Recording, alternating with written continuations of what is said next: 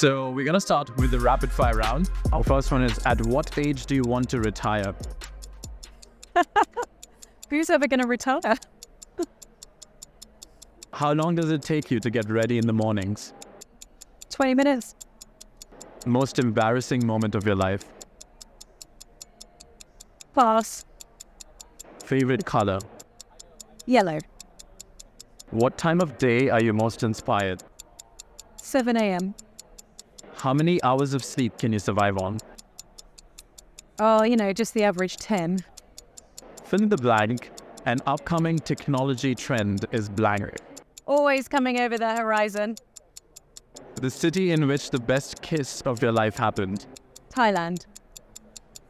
Pick one, Mark Zuckerberg or Elon Musk. No. The biggest mistake of your career? No mistakes. Just learnings. How do you relax? With friends, with family. How many cups of coffee do you drink per day? 1. A habit of yours that you dislike?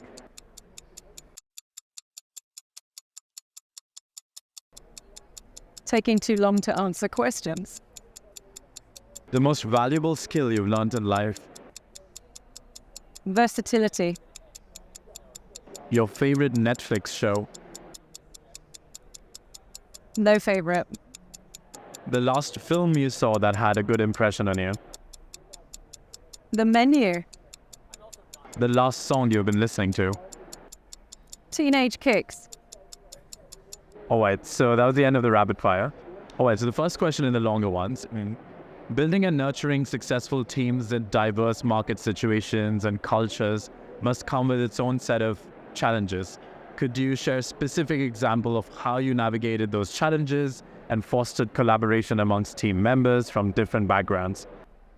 So I'll talk about Wolff Olins and the many studios that we have, which are in different parts of the world. And for me, I think your start point has to be like getting to know the people involved in the first place. I don't really know how you can build a great team, a high-performing team, and one that likes working together if you don't understand what drives everybody and what's important for them. So I like to spend a lot of time, like everyone who's new, I like to meet them, however big we are and however big we get. I like to know what motivates people, a little bit about their personal life, where they come from, what they value. And then I find it a lot easier to be able to construct a way that we could work together, and then we can kind of learn together in terms of how to get the best out of everyone. So what strategies or approaches have you found effective in bridging cultural and market differences within a team? I think being clear about the goals, and not just in a verbal sense. I think as soon as you think everyone's got it, you can assume they haven't, and that's on you. You have to make sure that you're communicating verbally, in writing, reinforcing, you've got the right rituals to keep the goals in mind, and that you're constantly checking in with people to know that they've got what they need to deliver those goals, and then you can keep reinforcing too. I love the concept of maths and magic in creative consultancy. Apparently you said this sometime. Can you provide an example where this unique combination of analytical thinking and creativity played a significant role in solving a complex problem for one of your clients? So maths and magic was a quote that a McKinsey partner attributed, to us based on how we were working, because we share, a fair few clients, which was very generous of them. We take that, and I think it's because we were one of the few consultancies that were born that way. So I couldn't pick out one client because it's just part of our DNA. We were founded by a strategist and a creative and a culture and account manager. So that combination meant that we don't have to try to do that. It's just very natural for us. And that means that we can find lots of different ways into problem solving without having to say, right, this is the maths bit and this is the magic bit. The magic is actually that we do it all at the same time. So how do you strike the right balance between analytical thinking and creativity when approaching complex problems? By collaborating and by asking good questions and by challenging everything that we've come up with and throwing stuff away and trying again. So yeah, it's an iterative process. How do you ensure effective communication and alignment of goals across the different hubs? Lots of different things help us do this. Rituals. So I like to think that whichever of our studios you're in, the culture of the nation will feel different. The rituals of Wolff Olins will not. So you feel like you're in a good, comfortable, safe, positive place there. And the people and the leadership that we have at every level, I'm not just talking hierarchy here, like the people who join Wolff Olins know what we stand for, what we're trying to do, and they know how to transmit that. So we put a lot of things in place to help everyone get really comfortable with that, and then the rituals just, become self-reinforcing.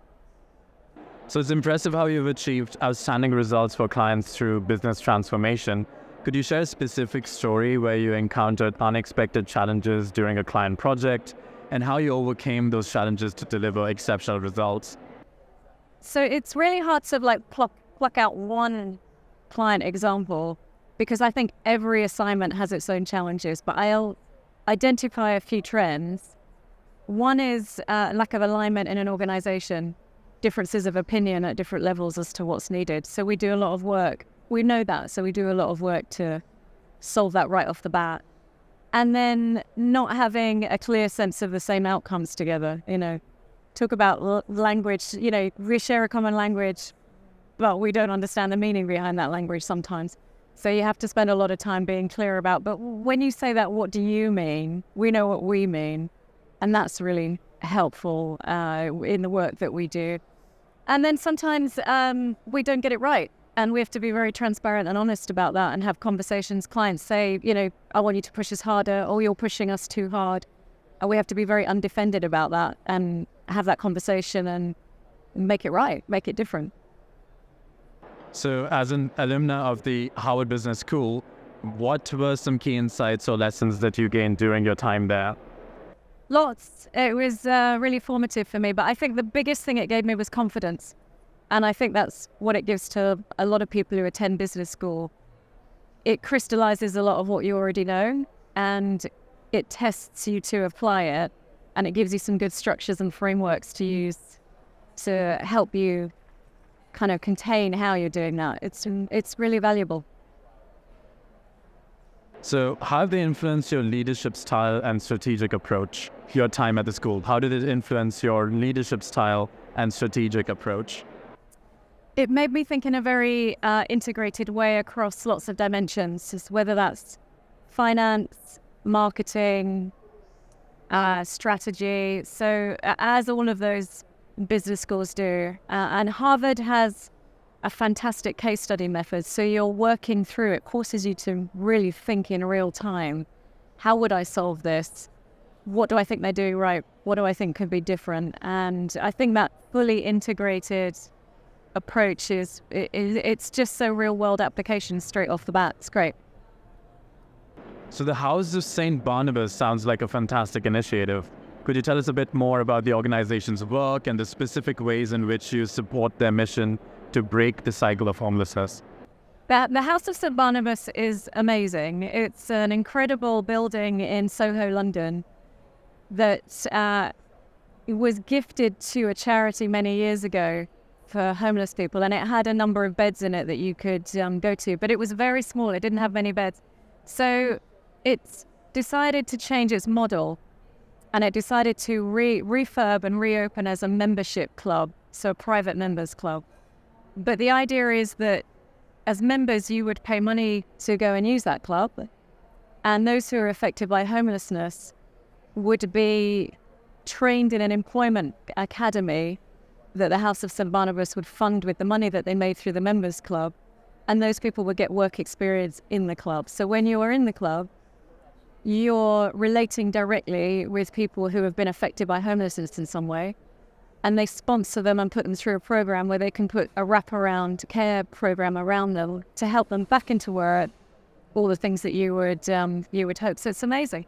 And I discovered it because I was walking past and I saw this old building, and I literally knocked on the door and I met two fabulous women, Sandra and Nadra. They told me what they were doing. I said, I want to apply. How can I apply? Let me in. And they were kind enough after an interview to say, you're just the right person to join us. And so I recommend them. I talk about them, obviously became a member, and I joined one of their committees to also help them recruit new members. So yeah, that's the House of St Barnabas. I recommend it. So in such a dynamic industry, staying ahead of emerging trends and ideas is crucial. How do you personally stay informed and inspired in this ever-changing business landscape? I'm really lucky to work with a bunch of really curious, talented people. So they turn me on to a lot of stuff, which is great and I really appreciate. And then, I'm a magpie, so I like kind of dipping into lots of different sources. And I don't like to stay in one area too long. So my musical tastes are really eclectic. My TV tastes are really eclectic. All of these things, contribute to triggering ideas. I've got a strong interest in technology, have done for a long time. I reach out, talk to people. So I read all the stuff everybody else would read, plus some. Okay, so the last question for you is of a personal kind. What would you be doing in your life if not this? I can't imagine doing anything else, which is crazy to say out loud.